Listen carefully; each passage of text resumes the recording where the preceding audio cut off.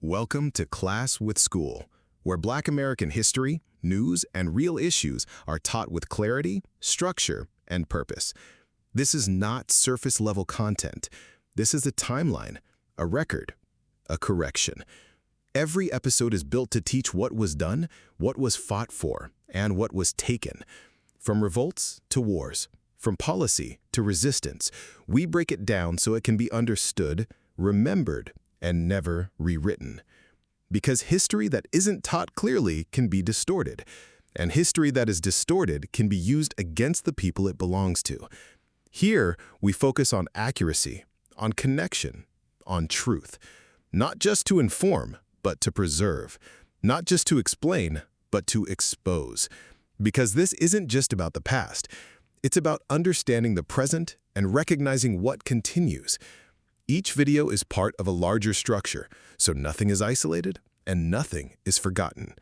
Stay focused, stay aware, stay connected.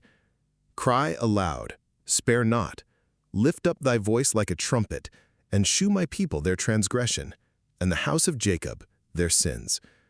Isaiah 58:1. Episode 5, The First Seminole War, 1817 to 1818. Part 1, From Destruction to Resistance.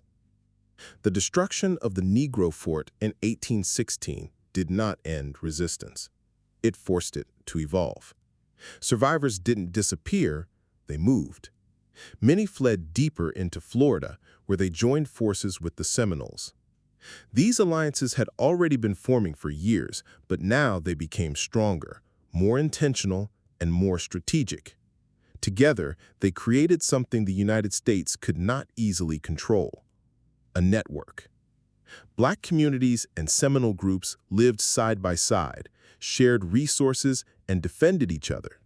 Some Black men served as interpreters, guides, and military leaders. Others built settlements that operated independently from American control. This wasn't just coexistence, it was partnership. And it created a serious problem for the United States. From the perspective of Southern slaveholders, Florida had become a refuge. Enslaved people were escaping plantations and heading south, knowing that they could find protection among the Seminoles and their Black allies. That movement threatened the entire system, because every person who escaped was more than just lost labor. It was a challenge to control. And it was spreading. At the same time, tensions along the border were rising. American forces accused Seminole and Black communities of harboring fugitives and conducting raids. In many cases, these raids were attempts by Black fighters to recover people who had been taken or to resist capture. The line between defense and conflict blurred quickly. And in 1817, it broke. The United States launched a military campaign into Spanish Florida. This marked the beginning of what became known as the First Seminole War. But this was not a traditional war between nations. This was a campaign aimed at destroying a network of resistance. If you've made it this far, you're not just watching. You're following Black American warrior history in its full timeline. On Class with Skeul, every episode connects, showing resistance, strategy, and power across generations. If you're tapped in, support the channel.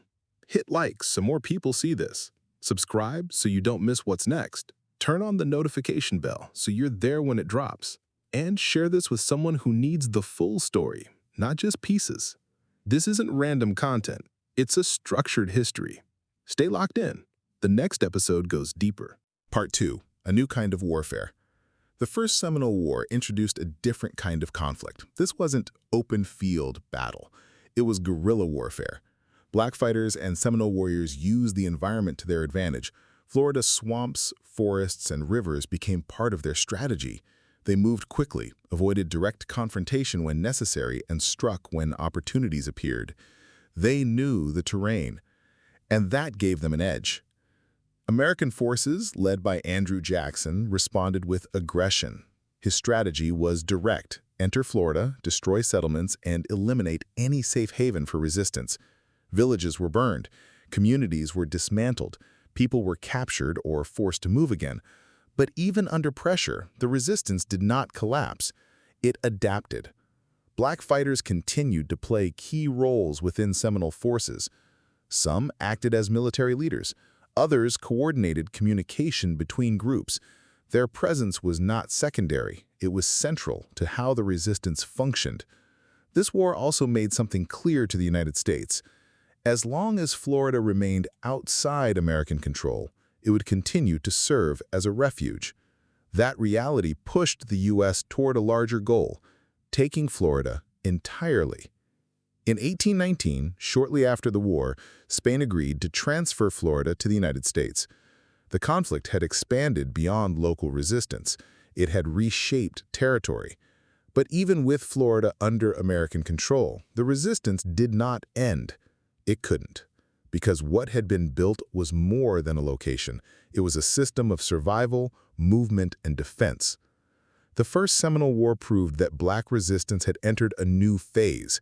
This was no longer isolated rebellion.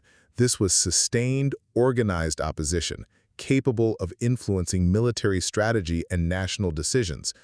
And it set the stage for what would come next, because the next conflict would be larger, longer, and even more difficult to suppress.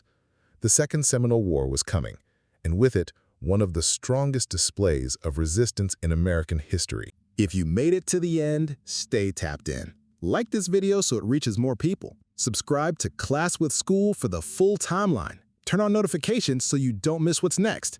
Drop a comment. What stood out, what should be added, and what you want covered next.